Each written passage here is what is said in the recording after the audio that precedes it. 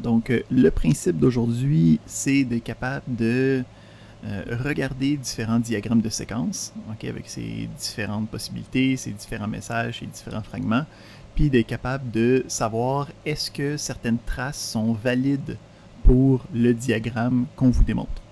Donc, je vais faire ici quelques exemples pour le premier, puis je vais vous demander de compléter ce numéro-là, puis de faire le deuxième numéro qui est dans le même principe, puis après ça, on va regarder ensemble les prochains. Donc, le principe, si on a un petit rappel sur les diagrammes de séquence, c'est on a dans le diagramme de séquence différents partenaires d'interaction qui vont représenter une interaction complète. Okay? Donc, le principe, c'est qu'on a les partenaires d'interaction, puis chaque partenaire d'interaction va avoir sa ligne de vie. Donc, une ligne verticale pointillée qui va seulement vers le bas, qui indique ça va être quoi les différentes interactions qui se passent par rapport à ce partenaire-là. Donc, si je regarde ici la ligne de vie de A, ben, je peux voir qu'il va émettre B, il va recevoir D, puis il va émettre F. OK? Donc, on parle ici des partenaires d'interaction avec les classes, puis les noms des messages. Ici, on va toujours utiliser des noms en minuscules, mais ça pourrait être des appels de méthode, ça pourrait être n'importe quoi. Ici, on fait juste simplifier la nomenclature. Donc, on peut regarder chacune de ces éléments-là. Ce qu'il faut savoir, okay, la règle fondamentale qu'il faut respecter quand on travaille avec les lignes de vie, c'est que deux messages qui appartiennent à la même ligne de vie n'ont pas le droit de se croiser. Okay? Donc, ils n'ont pas le droit d'être dans un ordre différent. Donc, sur la ligne de vie de A, il faut absolument que j'aille le message B en premier, que après le message B, j'aille le message D, puis que après le D, j'aille le F. Okay? Si c'est pas sur la même ligne de vie, c'est pas grave. Okay? Donc ici, j'ai... Okay, le principe, c'est que habituellement, c'est une représentation chronologique dans le temps vers le bas, tu sais. Mais il faut que ça soit sur la même ligne de vie pour que ça compte. Donc, un exemple, j'ai ici le message A qui travaille sur la ligne de vie B puis sur la ligne de vie E. Puis, j'ai le message B qui travaille sur la ligne de vie A puis la ligne de vie C. Ben, ces deux messages-là n'ont aucun lien chronologiquement. Fait que A arrive avant B ou que B arrive avant A, c'est pas important. Okay, donc, ça peut être AB, ça peut être BA. Les deux, ça marche. Fait que le principe, c'est d'être capable de regarder un signal, une trace de différents messages, puis d'être capable de dire est-ce que cette trace-là est valide. Est-ce qu'il y a un élément qui brise les différentes règles qu'on vient de présenter. Donc, je peux regarder ici, puis quand je regarde, admettons, je regarde mon message A. OK? Donc, je commence, puis j'essaie de valider ma première trace. Je regarde le message A. Fait qu'est-ce qu'il faut que je regarde? C'est, bon, premièrement, le A, il travaille sur quelle ligne de vie? OK? C'est avec quelle ligne de vie qui a rapport? Parce que c'est juste ceux-là que je vais regarder, là. Fait que je regarde ici, puis c'est ces deux-là qui vont avoir rapport. OK? Pour mon message A. Fait que c'est seulement ceux qui touchent à ça qui comptent. Si j'ai des messages qui ne touchent pas à ça, je m'en fous par rapport à A, qu'est-ce qui est important ou pas. Fait que je vais regarder ensuite, dans mon A, quel message il faut qu'il arrive avant le A. Bien, en ce moment, j'ai un lien direct avec le top de mon diagramme de séquence. Ça veut dire que mon A, il n'y a rien qui est obligatoirement avant le A. C'est correct parce qu'en ce moment, je suis en train de tester le A comme étant le premier message. Fait qu'il n'y a rien avant, c'est correct, ça marche. Il n'y a pas de règle de briser. Ensuite, je regarde dans l'autre sens. OK? Donc, dans l'autre sens, je peux voir que j'ai le C, le D, qui est connecté à ma ligne de vie B. Puis, je peux voir, j'ai le E et le G, qui est connecté après ma ligne de vie sur E. Donc, du fait qu'ils sont connectés sur la même ligne de vie que mon A, puis du fait qu'il se passe après dans mon ordre du temps, il va falloir que je regarde que après A, je dois obligatoirement avoir le E, le C, le D et le G. Donc je regarde dans ma trace, après mon A, je devrais avoir le E, le D, le C et le G. Tout ça, c'est après le A, ça veut dire que ça respecte la contrainte de mon diagramme. Fait que je peux dire, j'ai checké les deux bords, mon A, il est correct. Donc, je vais faire ça pour chacun des autres éléments. OK? Donc, avec un peu de pratique, ça devient plus rapide, mais le principe est toujours le même. Je regarde le message auquel je suis rendu.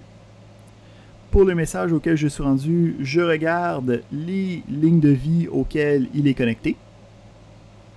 Puis, je regarde dans deux sens. Donc, je suis en train de regarder le B, je regarde vers le chronologiquement avant le B. Bon, en ce moment, j'ai aucune contrainte chronologique avant le B.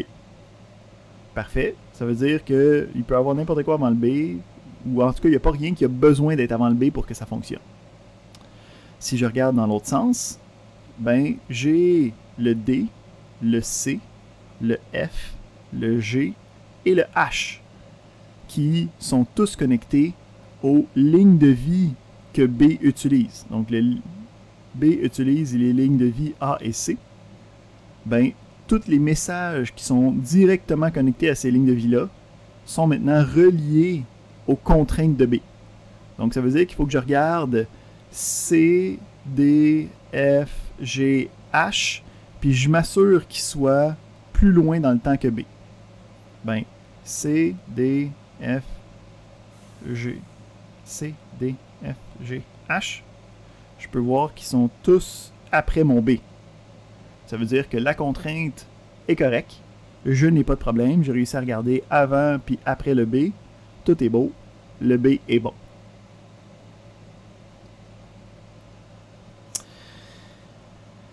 Parfait. Si on regarde...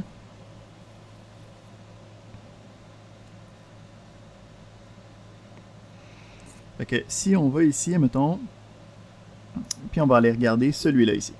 Okay, donc je peux continuer, là, puis une fois que tout est vert, je peux savoir si le signal est bon ou pas.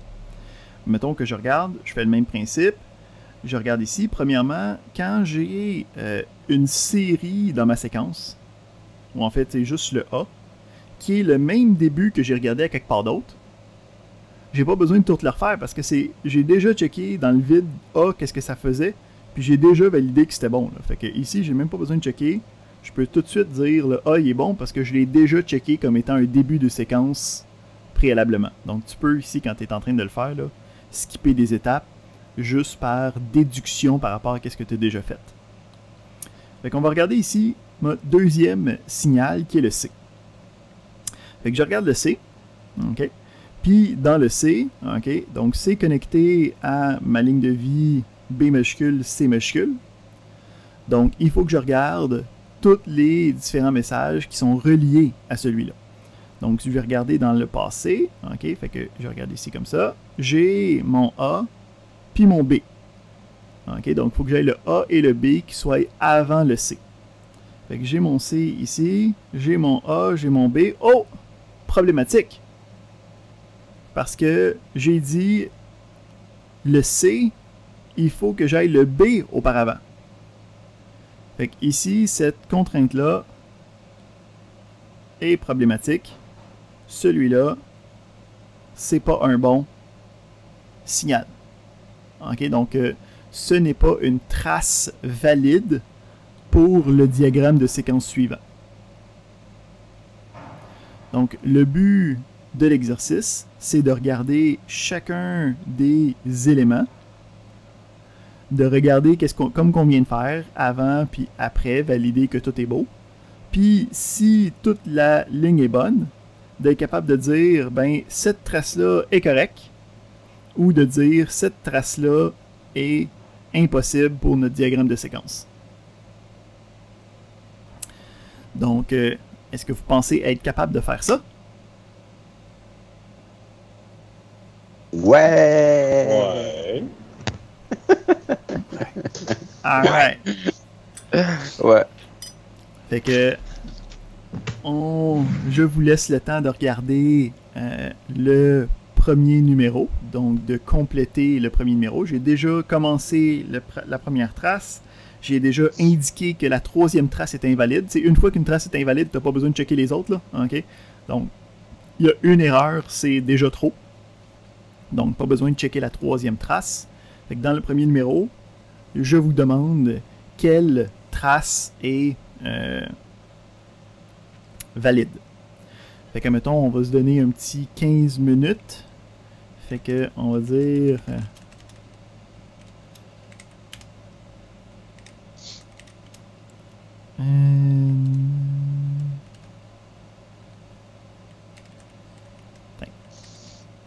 18 minutes.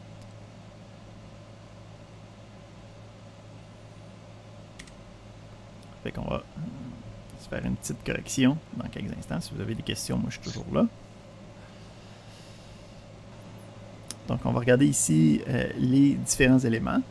Donc on va continuer, puis quand on regarde les éléments, des fois c'est juste plus facile de juste regarder dans un sens, puis d'avancer de manière chronologique. Donc ici, on a fait le AB, puis on a checké des deux sens.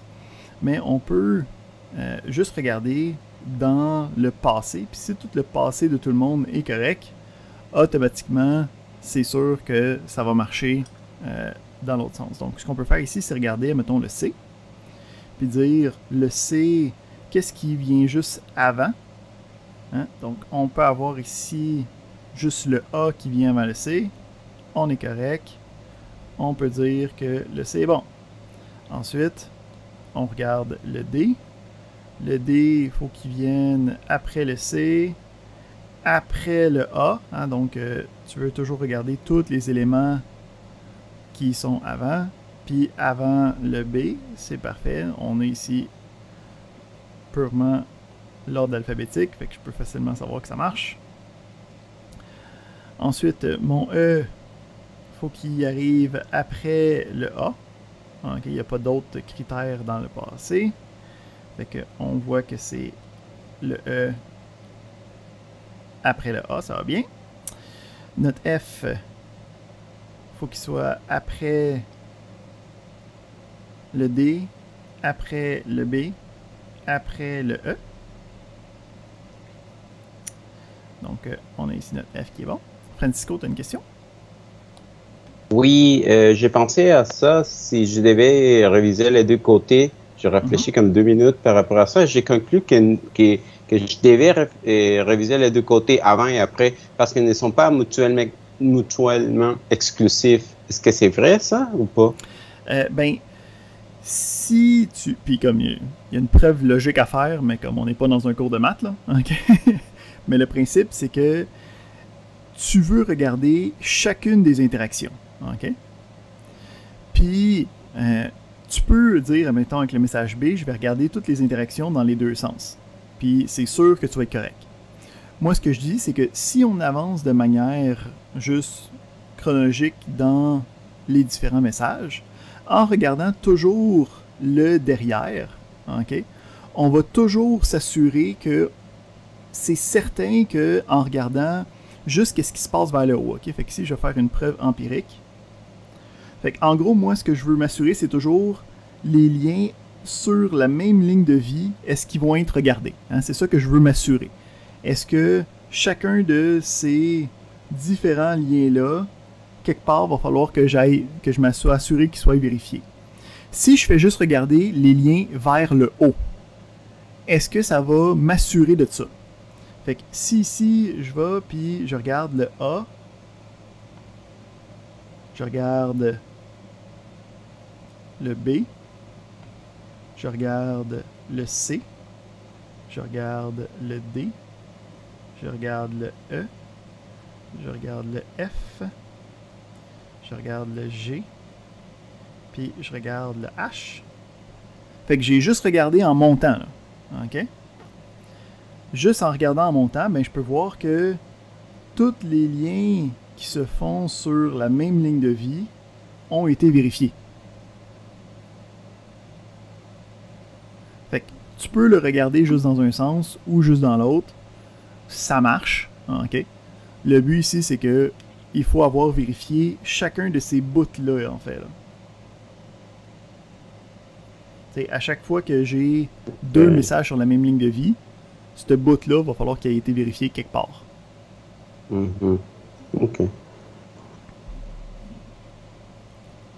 Fait que si on regarde dans les deux sens, c'est juste qu'on double vérifie. T'sais. Ce qui est bien correct parce que avant d'avoir de l'expérience, c'est toujours le fun d'avoir une double vérification, s'assurer que tout est beau. Parfait. Fait que le premier, il est bon. Même principe pour G, ok. Donc tout en ordre chronologique, fait que c'est assez facile. Ici, on peut utiliser des informations qu'on a déjà regardées. Ok. Donc, j'avais dit ici, je peux commencer avec le A, puis je peux avancer. Ah ouais, ben ici, c'est le même principe. On a ici... Bon, on regarde notre B, on commence avec notre B. Il n'y a rien de spécial pour le B. On regarde notre A, il n'y a rien de spécial en avant du A. Fait qu'on a ces deux-là. Puis là, ce que je peux voir ici, c'est que cette suite-là, puis cette suite-là, c'est la même. Fait que le fait que ça a les mêmes valeurs à l'arrière, par déduction, je peux dire, ben c'est certain que celui-là va être correct aussi. OK? Parce que quand j'ai checké D, il y avait les mêmes signaux après, puis il y avait les mêmes signaux... Ben, il y avait les mêmes signaux des deux bords. Même si l'ordre est différent, c'est pas grave. Parce que tant qu'ils sont après, moi je suis en train de juste checker C, puis ça va être la même chose pour D, ça va être la même chose pour E, et ainsi de suite. Fait que ici, on peut juste faire whoop, savoir que ça marche. On continue avec notre prochain. On a le même début qu'on avait déjà validé. Fait que ici, je peux valider directement A et B. Là, je regarde mon E. Bon, mon E, ça dit il faut que j'aille le D, il est vide. Il faut que j'aille A avant. A, il est avant mon E, ça va bien. On continue. J'ai mon C ici. Mon C, il faut que j'aille A avant. Puis il faut que j'aille B avant. Fait que mon C, il faut que j'aille A avant. Il faut que j'aille mon B avant. Ça va bien. Ensuite, j'ai F. Pour F, il faut que j'aille E avant. Puis il faut que j'aille D et B avant. Fait que pour mon F, il faut que j'aille mon E avant. Et, oh! Là, ici, on a un problème. Le D n'est pas dans le bon sens. Donc, on peut voir ici que j'ai le F qui demande que le D soit avant, mais en ce moment, il est après. Fait qu'ici, on a un problème avec celui-là. Ça marche pas. Ici, on va réduire ça un petit peu. Comme ça. Excellent.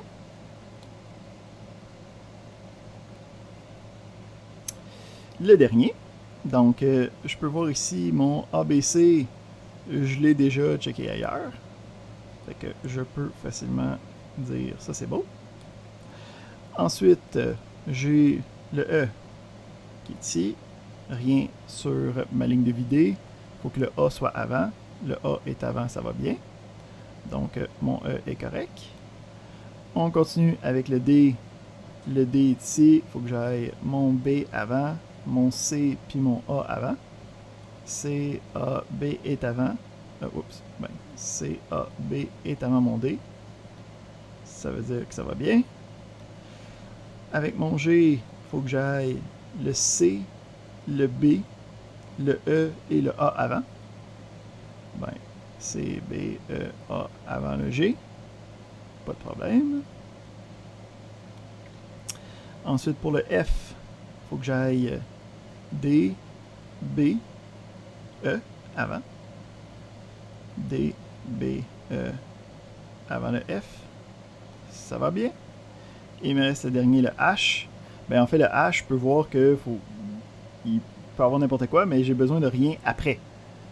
OK, donc il peut définitivement être à la fin. On a donc le 5e qui est correct. Excellent. Donc, ça, c'était notre premier numéro. On continue. Je vous laisse du temps pour faire un deuxième numéro qui va utiliser les mêmes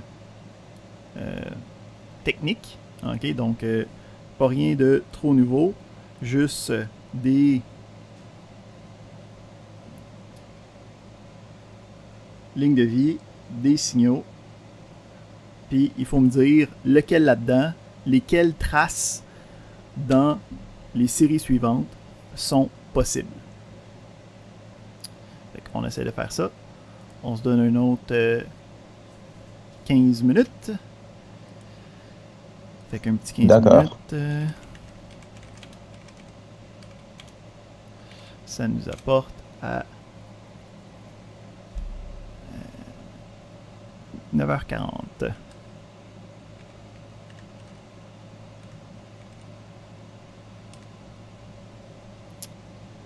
Excellent. Donc pour ce numéro-là, ce qu'on peut faire, c'est vérifier, à la place d'aller vérifier chacun individuellement à chaque fois, ce qu'on va faire, c'est qu'on va identifier chacun des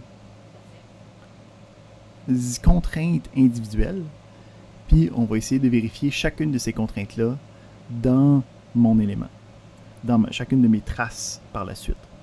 Donc, on va aller vérifier chacune des contraintes. Fait qu'une première contrainte, c'est que le A, faut qu'il arrive avant le C. OK? Fait que je regarde dans mes affaires, A avant le C, A avant le C, A avant le C, A avant le C, A avant le C, A avant le C, A avant le C, A avant le C. Parfait, cette contrainte-là est respectée. Deuxième contrainte, je peux voir ici, il faut que le B soit avant le D. B avant le D, B avant le D, B avant le D, B avant le D, B avant le D, B avant le D, B avant le D, B avant le D. Fait que cette contrainte-là, pas de problème, elle est respectée. Ensuite, on continue. On va regarder... fait que là, ici, j'y vais de gauche à droite. Là. Donc, j'ai regardé, tu sais, ici, il n'y a aucune contrainte qu'il faut que je regarde. Ici, ben, OK, je peux regarder cette contrainte-là, ça va bien. Ici, j'ai juste cette contrainte-là à regarder, ça va bien. Ici, on va avoir juste celle-là à regarder. Fait qu'on va regarder celle-là. Donc, il faut que le E soit avant le D. E avant le D. E avant le D. E avant le D. E avant le D. E avant le D. E avant le D. Oups. Problème. On n'a pas le E avant le D. Donc, ici, ça brise notre règle. Celui-là ne fonctionne pas.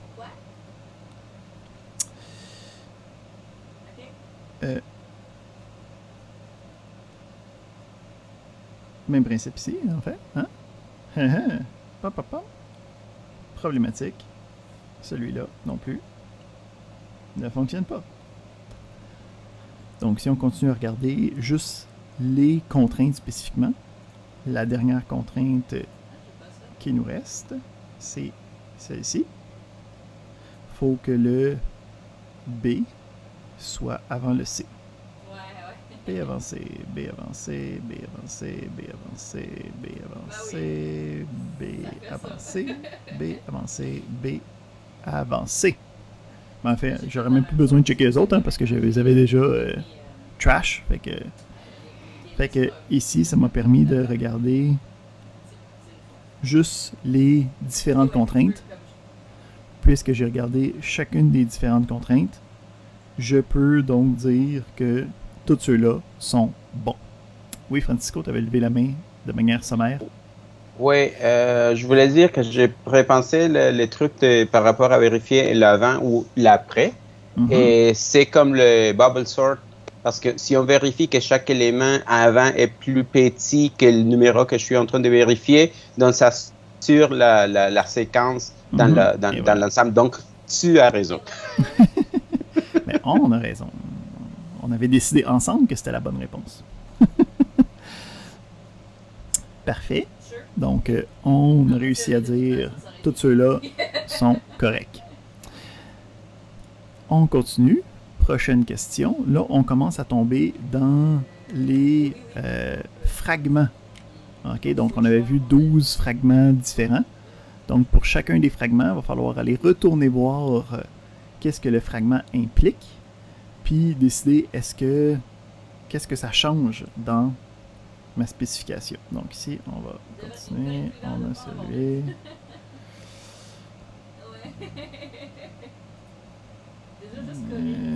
Hop, là. Ouais. Hop. On met ça ici. Donc, ce qu'on a ici, c'est un fragment parallèle. OK, donc ça fait en sorte que il faut avoir complété tout ce qui se passe à l'intérieur de ce bloc-là avant de pouvoir continuer. OK, là, ici, il y a juste le bloc, le fragment, là, fait que ça va être correct. Puis, qu'est-ce qui se passe, c'est que dans le bloc parallèle, on a deux opérandes.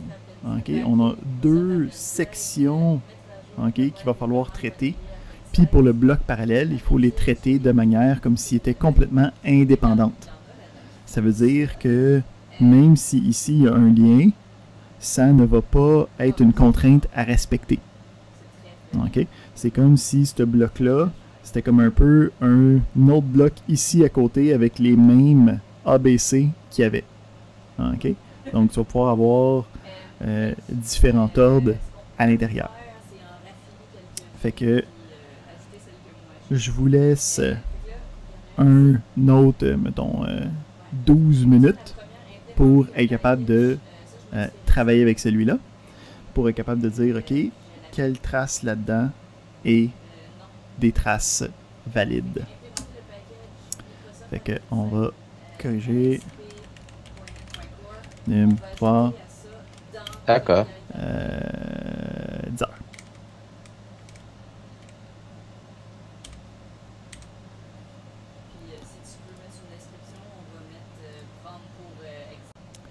Donc ici, on veut regarder les traces possibles pour un fragment parallèle. Donc, qu'est-ce que ça implique, les fragments parallèles? C'était de dire, ben, on a nos deux blocs qui sont complètement indépendants. Ça veut dire que même si on a des éléments qui sont sur la même ligne de vie, ce n'est pas une contrainte de temps. Donc, ça veut dire que je pourrais commencer par C, puis ensuite avoir A, c'est pas un problème. Fait que là, la vraie question, c'est, OK, c'est quoi d'abord les contraintes qui sont importantes dans ce numéro-là? Fait que si je vous demande, c'est quoi les contraintes qui sont représentées dans ce diagramme-là, ça serait quoi? Vas-y, Steve! Je peux-tu vous dire que je suis tout mêlé là-dedans, moi? Pas grave, mais essaye-toi! Fait que, OK, on peut commencer avec... Ce qu'on recherche ici, les questions, c'est, mettons qu'on revient là, en arrière, OK?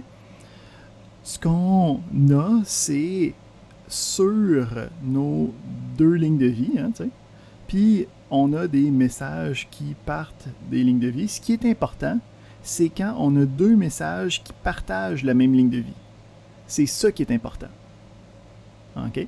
Donc, nous, ce qu'on veut identifier, c'est ces bouts-là ici, où c'est que j'ai deux messages sur la même ligne de vie. C'est ça que je vais pouvoir vérifier dans mes différentes traces. OK? Fait que comme cela, on avait dit qu'il y avait 4 contraintes qu'on a pu identifier à l'intérieur. Si on revenait encore en arrière, si je voudrais identifier les différentes contraintes, ben ouais, je veux juste... on aurait celle-là ici, on aurait celle-là ici, on aurait... Tout ce qui est entre deux, c'est des contraintes. OK? Tu avais une question, Steve? Ou une affirmation? Ou je sais une pas. clarification?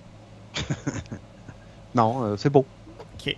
Fait que c'est le principe que c'est à chaque fois que j'ai sur la même ligne de vie 2 messages, c'est une contrainte. OK? Puis c'est cette contrainte-là que je peux regarder par la suite. Tu sais, je peux dire, oups, j'ai ma contrainte ici entre B et F.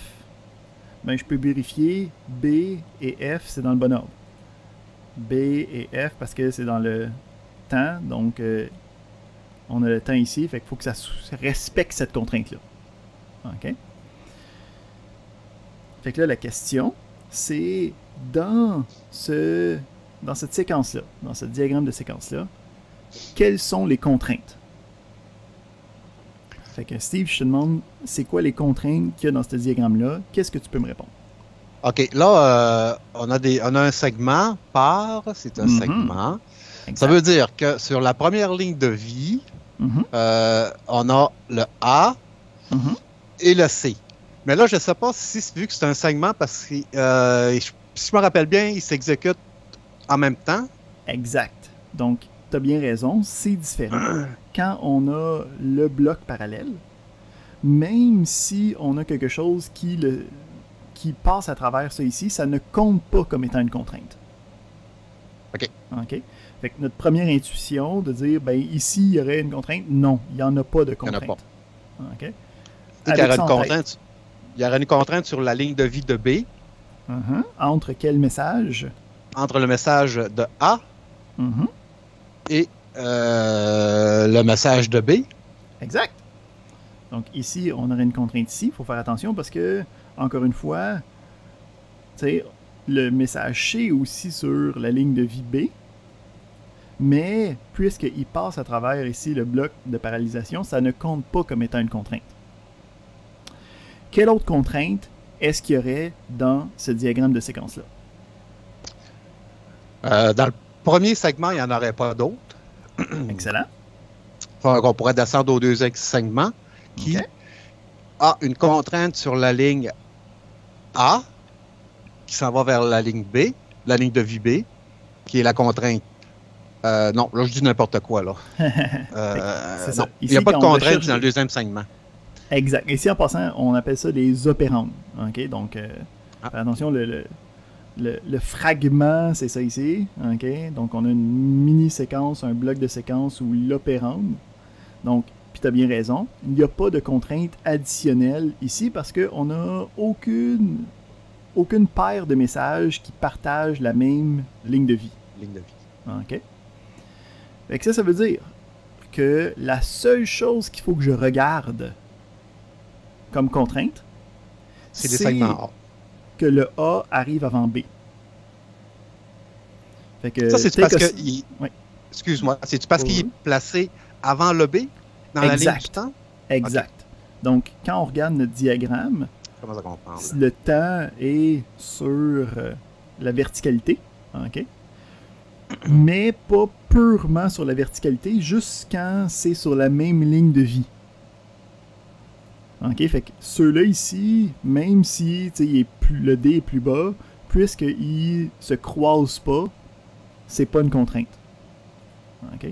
Fait que le principe, un peu, comment tu peux l'imaginer, là, si tu as besoin d'un visuel, c'est que les petites barres, tu peux les bouger si, admettons, je pouvais, là, je bougerais de haut en bas. OK?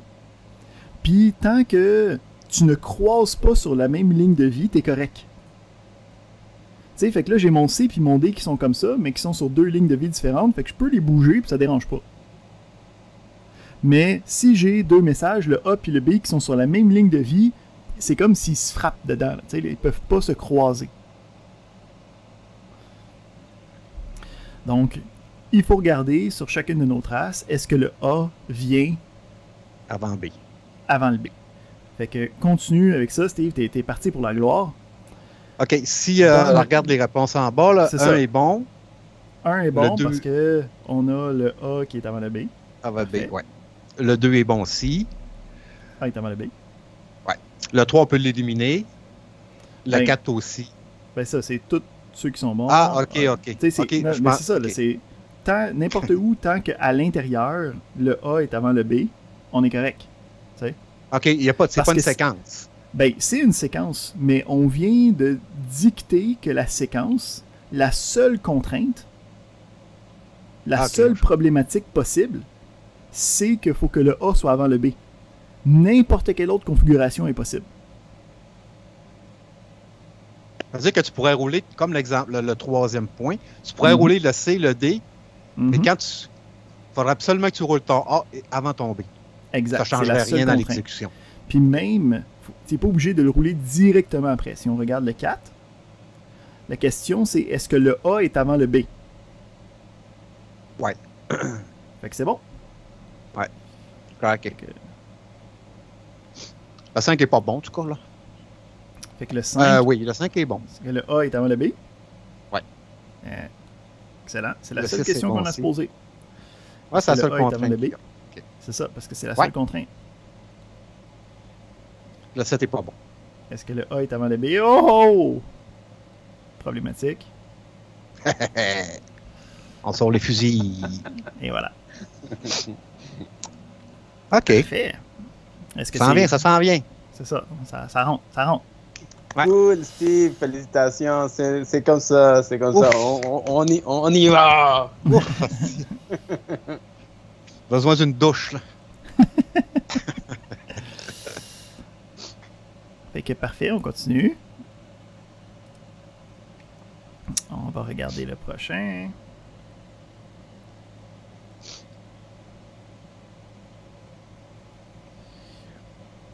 OK, on a une loupe ici. Là. Fait qu'ici, un autre fragment. OK, donc le principe reste le même. Il faut que j'aille compléter qu'est-ce qui est à l'intérieur d'ici avant de pouvoir continuer. Mais cette fois-ci, on a une boucle. OK? La boucle a seulement un opérand à l'intérieur.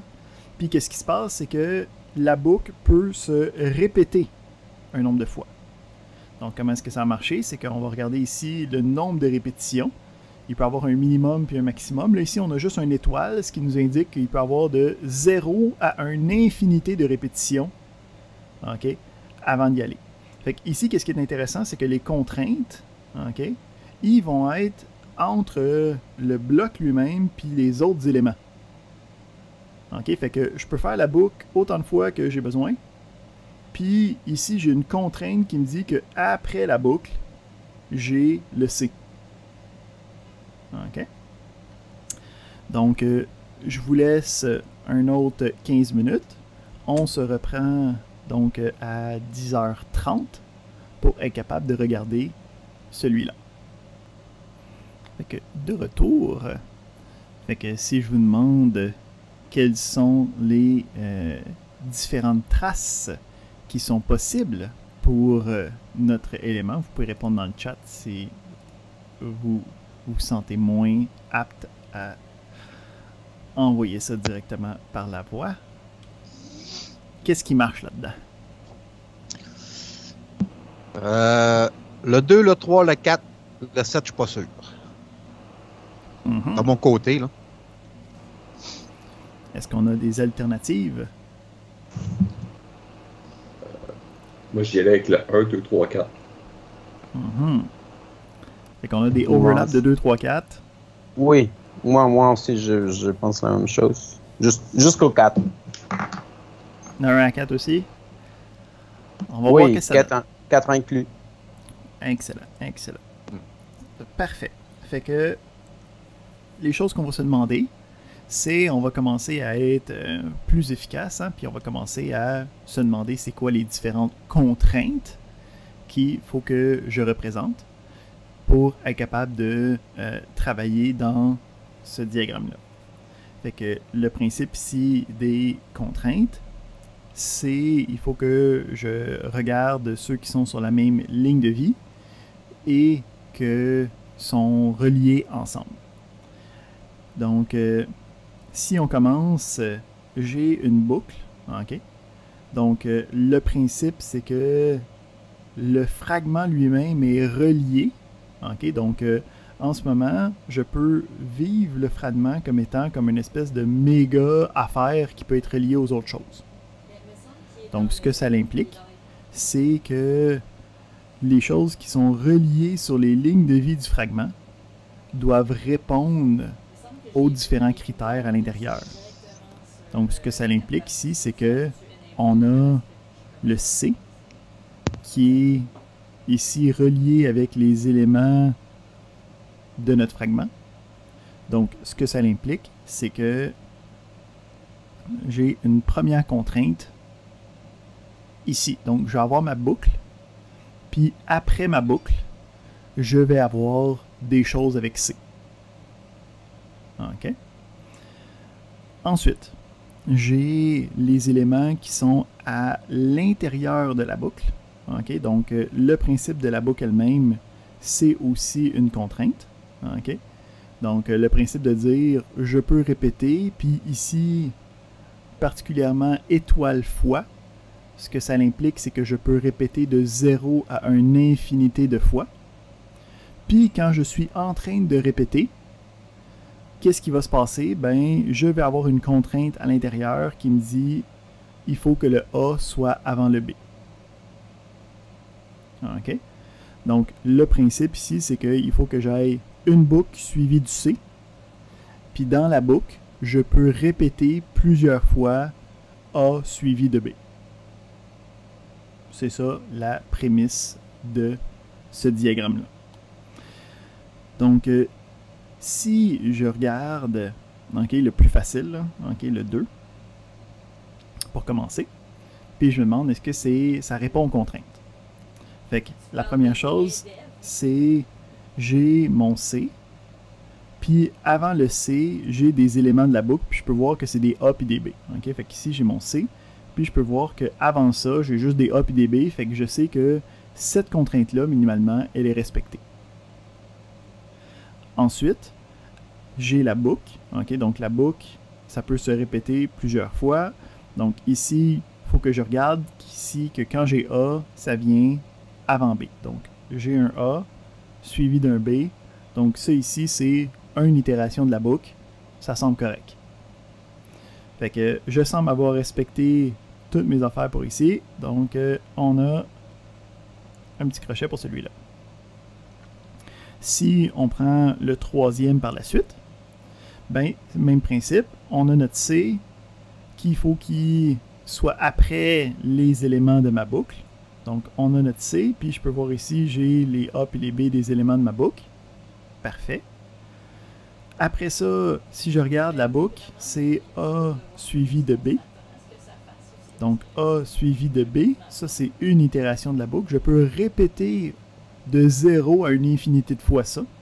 Hein? Donc, A et B, j'ai ici une autre itération de la boucle. Donc, ça au complet, c'est la boucle que j'ai faite.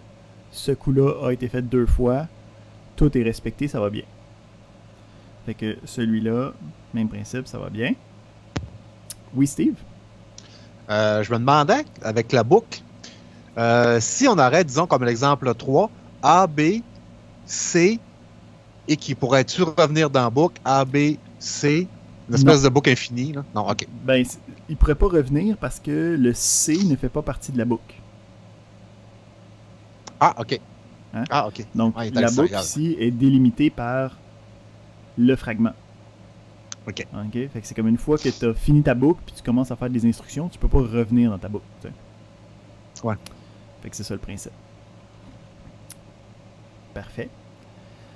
Je vais te descendre ta main. Je pense que j'ai répondu à ta question. Ben, c'est la main. Parti. Okay. Fait que si on continue, même principe. Si on regarde le quatrième, on a le AB, on a le AB, on a le AB. Ce coup-là, on a fait 3 itérations. Puis après ça, on a le C. Tout va bien, on a ça. On s'est dit que quand on a notre boucle ici, puis qu'on a le étoile, ce que ça implique, c'est que ça va de 0 à une infinité de fois. Fait à quoi ça peut ressembler si j'ai 0 boucle, 0 itération? Ben, ça veut dire que je saute par-dessus la boucle. Okay? Je n'exécute jamais le contenu, je ne fais jamais les messages qu'il y a à l'intérieur. Donc, je continue comme si je commençais ici, puis je pourrais avoir le C directement, ce qui est en fait mon K1. Mon K1, c'est que j'ai 0 itération de la boucle, puis j'ai immédiatement mon C. Parfait. On a le 5e. Ici, on a B, A, C. Là, ici, on a un problème parce que à l'intérieur de notre book, on casse notre contrainte qu'on avait indiquée ici. Fait que ça marche pas. OK. On n'a pas le droit d'avoir le B avant le A. Le prochain, on a A suivi de C suivi de B. Ben, premièrement, le fait que on a le C indique qu'on est supposé avoir fini la boucle. OK, parce que ici on a la contrainte, donc on est supposé avoir fini la boucle. Fait que ici on brise cet élément-là. Donc celui-là non plus n'est pas possible. Puis finalement le dernier, ben, on a une itération de la boucle, mais quand on a des éléments, on n'a pas le choix de traverser les messages. Là. Okay? Il faut se rendre jusqu'à la fin ici. Là. Donc, on n'a pas le droit de juste laisser un message, okay, on the side, dans notre diagramme de séquence. Donc, on n'a pas le droit de pas avoir le C, là, ici. Donc, celui-là est aussi impossible. Okay? C'est pas une bonne représentation de notre diagramme de séquence. Pas pire. On apprend des choses. C'est cool. Oui, Steve. Je me posais une question. Si on a des boucles imbriquées, Mm-hmm. on va-tu voir ça à un moment donné? Ou, parce que je me demandais comment elle est dessinée et puis tout. Là. Ben, c'est le même principe, c'est que tu vas avoir la boîte. Oups. OK, tu vas avoir la boîte de l'autre loop dans l'autre boîte. La boîte là. Okay. On va avoir des structures imbriquées. Okay? Fait que, en fait, on s'en va au prochain numéro.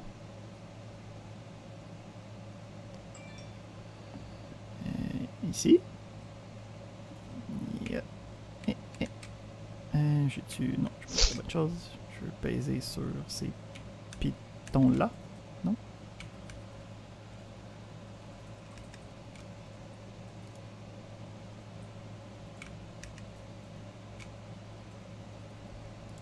Qu'est-ce que j'ai fait? Qu'est-ce que j'ai fait? Ouais.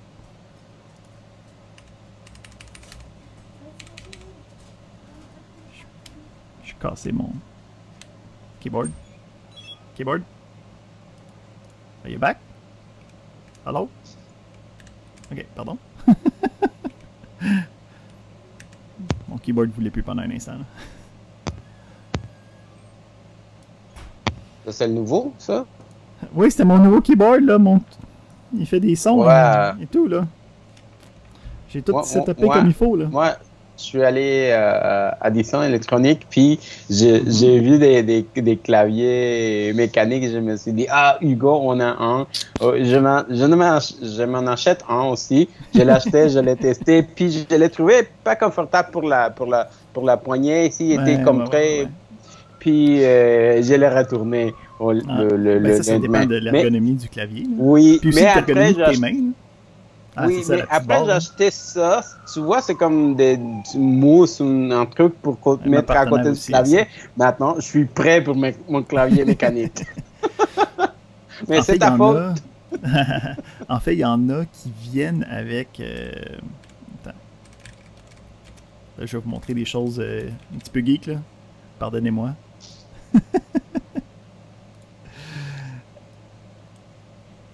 Moi, je connais juste les pianos mécaniques de Charles Aznavour. Ici.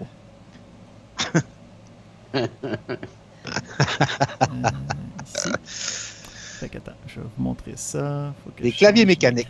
C'est-tu des claviers avec des marteaux?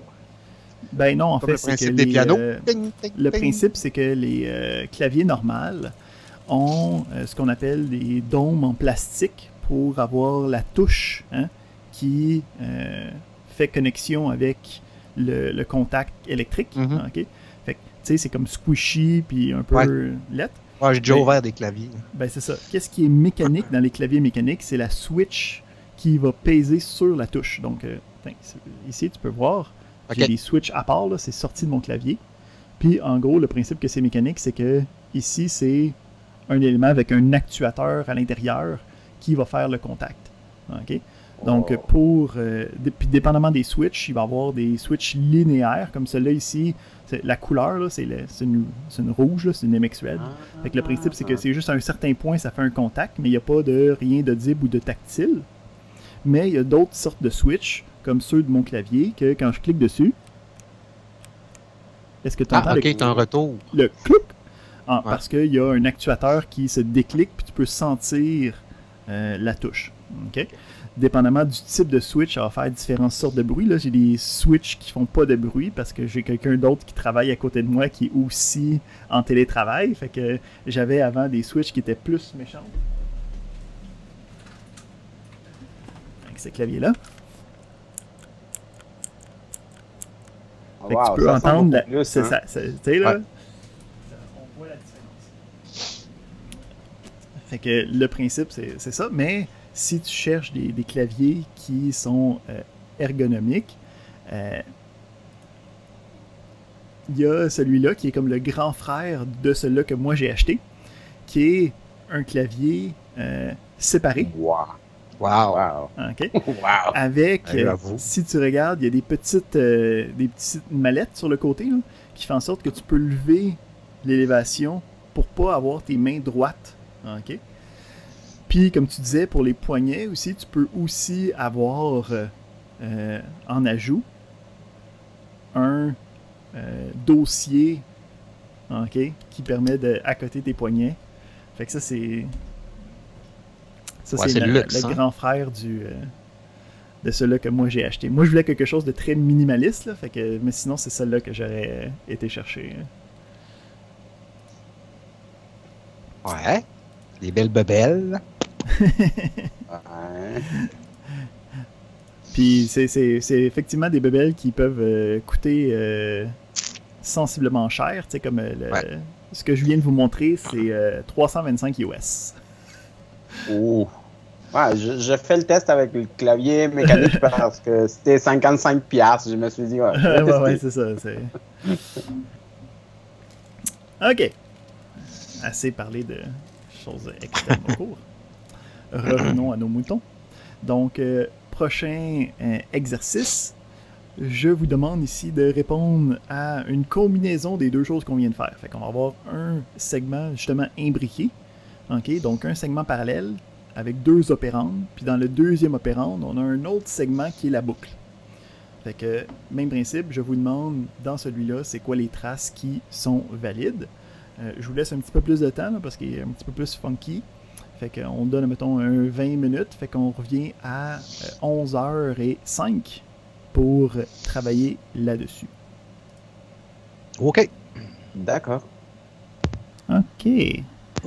Fait que si on y va avec ça, puis on se demande de manière générale, mais messieurs, quelles traces sont possibles pour le système suivant? Vous me répondez de manière unanime. 1, 2, 4, 2, 3, 6. Oups.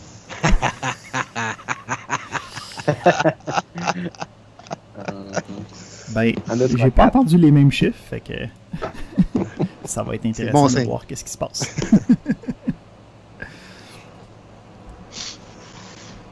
Donc, j'ai entendu 1 en tout cas, fait que 1 ça sonne Ouais. bien. 1, 2, 3, 4, d'abord. Moi, j'ai dit 1, 2, 4, 6 qui sont bons. Alright. Fait qu'on va regarder ça ensemble. Fait que le principe ici, c'est de dire, OK, j'ai un bloc parallèle, OK, puis dans le premier, bon, j'ai le AB, puis dans le deuxième, j'ai un bloc loop avec le CDE. Là, ce qu'il faut comprendre, c'est le principe de quel bloc fait quoi. Hein? Fait qu'on disait que le bloc loop, son principe, c'est que je peux répéter, OK, des éléments à l'intérieur autant de fois que possible. Fait que si j'ai au moins un C, je sais qu'il va falloir que j'aille un DE quelque part. Fait que, tu sais, un ordre par rapport à ça. Puis après ça, je vais pouvoir aller détecter à l'intérieur les éléments spécifiques. Ensuite, on disait dans le bloc pair, ce qu'on disait, c'est que ces deux-là étaient complètement indépendants. L'ordre à l'intérieur pouvait aller d'un bord à l'autre, c'était pas grave. Fait que, on va y aller de la même manière qu'on y allait tantôt. On va essayer d'identifier les différentes contraintes qu'on peut avoir. Okay? Donc, quand je regarde les contraintes, je regarde qu'est-ce qui est sur la même ligne de vie, puis qui partage deux messages sur la même ligne de vie. Fait que si je regarde ça, j'en ai un premier ici, hein, entre A et B. Fait que quand je vais avoir le A, il faut qu'il soit avant le B. Puis ce que j'ai ici, c'est entre le C et le D, ça va être obligatoirement le C en premier, le D en deuxième. L'autre contrainte, c'est le fragment lui-même de la boucle qui demande que ça soit une boucle qui se répète de 0 à une infinité de fois. Fait que si je regarde ces différentes contraintes-là, puis j'essaie d'identifier dans chacun est-ce que ça marche ou pas. Fait que si je commence, je vois ici dans mon premier, fait que j'ai un CDE, je vois que j'ai juste un bloc de loop, ça va bien. Fait que à l'intérieur de ce loop-là, il faut que je réponde à ma contrainte qui dit que le C, il faut qu'il soit avant le D. Le C, il faut qu'il soit avant le D, ça va bien aussi. Ensuite, j'ai ma contrainte qui dit qu'il faut que le A soit avant le B, il faut que le A soit avant le B.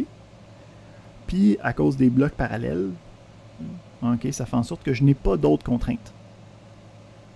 Ça veut dire que mon premier, ça a répondu à toutes mes contraintes, j'ai pas de problème, ça va bien. Deuxième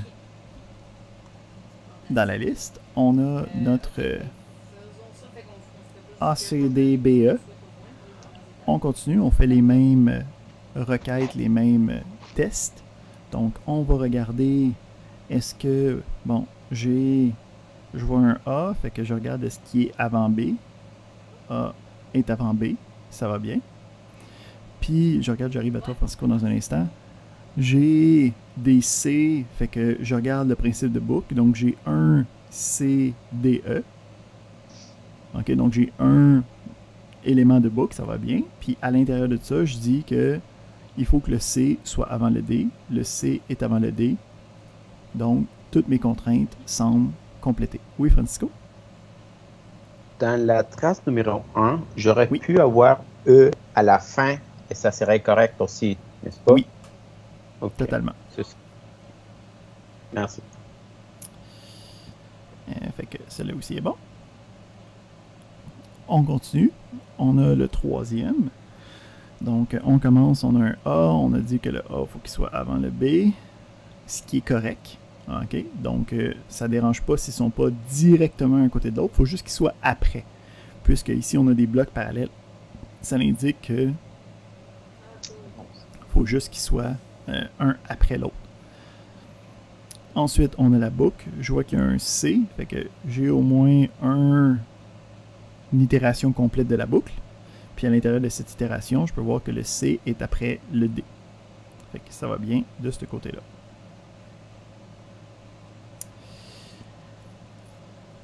Ensuite, on continue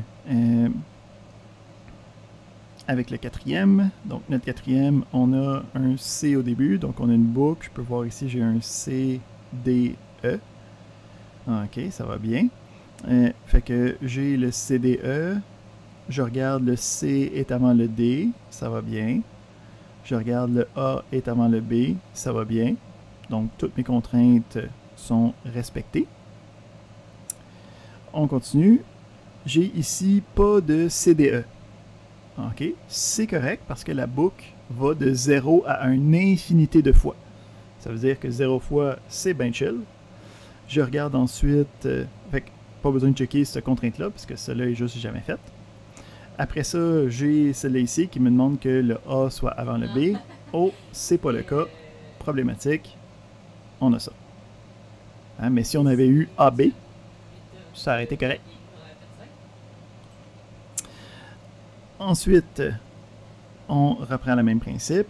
J'ai mon A ici, donc qui dit qu'il faut que j'aille un B. qui est après. Mais là, ici, je peux tout de suite voir, il va y avoir une problématique parce que j'ai 2 fois le A à l'intérieur. Donc, j'ai pas le droit d'avoir 2 fois le même signal. Le principe, c'est qu'on descend comme ça, là. OK? Fait que je peux juste avoir le A quelque part là-dedans, le B quelque part là-dedans, puis plusieurs fois le CDE. Si je voudrais avoir plusieurs fois le A, il faudrait que lui soit dans sa boucle.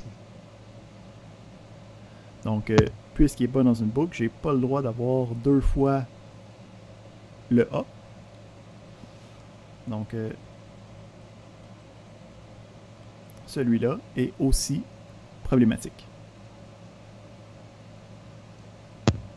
Oui, Steve?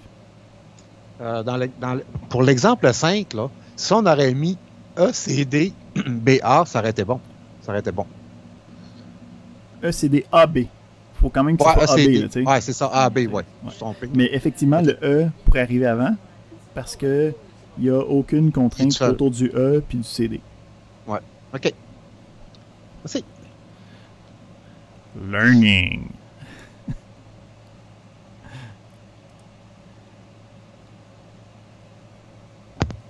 Excellent.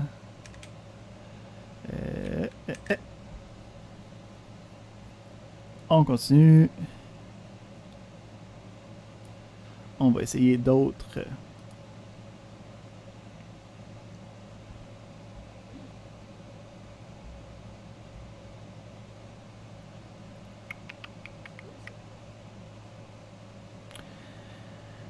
Donc, le prochain qu'on va essayer, c'est celui-là ici. Ici, c'est d'autres types de fragments. OK? Donc, un petit rappel sur les règles de ces fragments-là. Le principe du strict, c'est de dire que, contrairement, c'est comme l'inverse de parallèle. OK? Donc, le principe de strict, c'est d'avoir différentes opérandes, mais il faut absolument que les opérandes soient faites de manière séquentielle. Même si entre les opérandes, il n'y aurait pas habituellement de lien direct avec les lignes de vie, le strict te force à le faire dans l'ordre spécifié. Le deuxième, on a le critical ici. Le critical te demande de faire le contenu du bloc, OK, sans jamais sortir à l'extérieur de ce bloc-là. Donc, si je commence n'importe quel élément à l'intérieur de celui-ci, il faut absolument que je le termine avant de passer à un autre fragment, avant de sortir de ce fragment-là. J'ai pas le droit de faire des choses parallèles, j'ai pas le droit de faire des choses qui seraient à l'extérieur du bloc, et ainsi de suite. Oui, Francisco? Et tu parles ici, B et C, ce sont des messages. Mais dans le livre appelle ça events. Et est-ce qu'il y a une différence? C'est la même chose? Parce que quand j'ai révisé, Critical disait qu'on ne pouvait pas permettre unexpected events, mais je suis mélangé. Ben ici, c'est d'avoir d'autres messages qui ne font pas partie de cette liste-là. Puis le principe d'événement, effectivement, c'est un cas plus général. Quand je parle de message, c'est appliqué à la nomenclature de la programmation orientée objet. Okay, donc, quand on utilise une méthode, le nom officiel, c'est d'envoyer un message. Okay, donc, quand tu vas voir comme la littérature fondamentale de comment ça marche la programmation orientée objet, c'est pour ça que j'utilise ce terme-là. Mais effectivement, c'est synonyme dans notre cas-là. Parfait. Merci. Excellent. Donc, on se laisse un autre 20 minutes pour essayer celui-là. Donc, on se donne jusqu'à 40. C'est bon. Merci.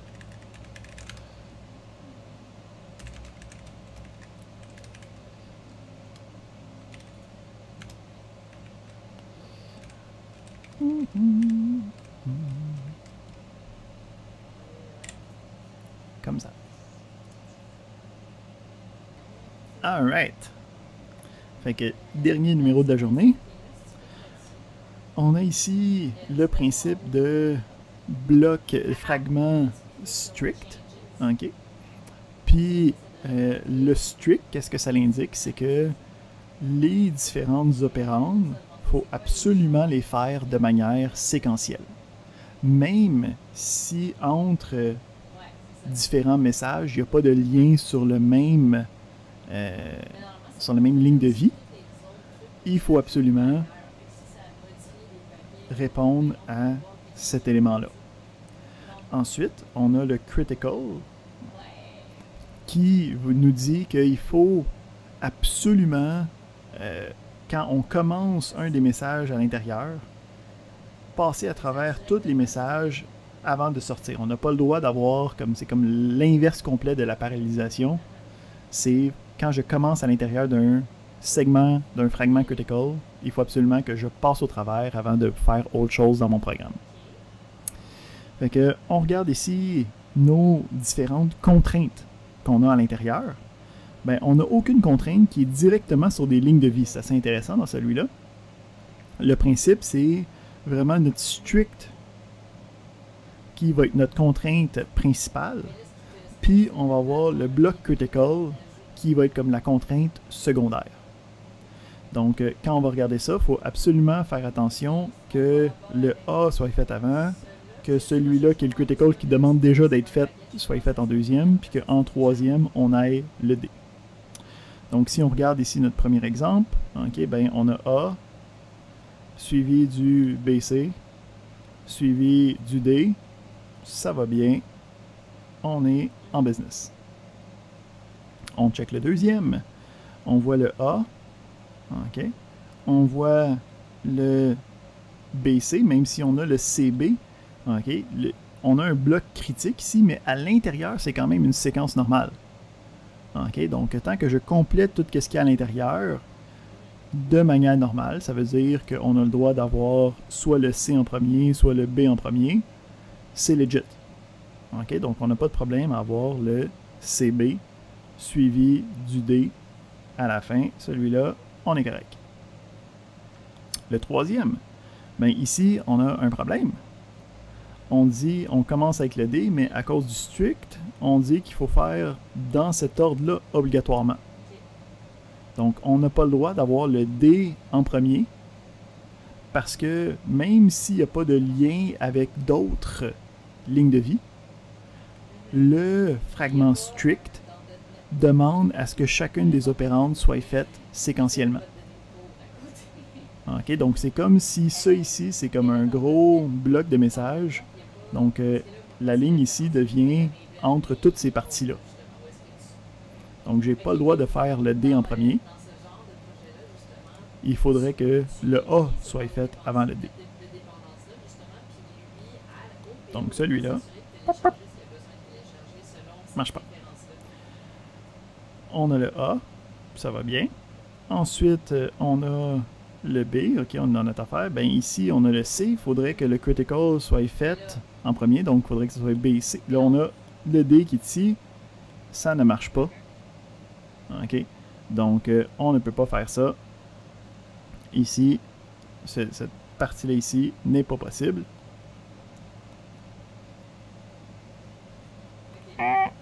Ça marche pas.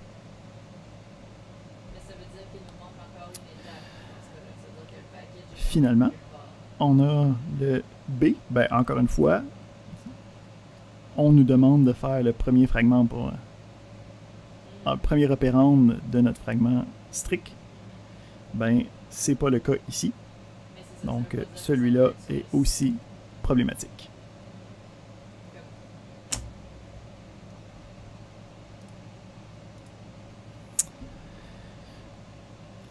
Fait que, est-ce que ça s'enligne pas pire? Tu sais, on... Ouais, ça va bien.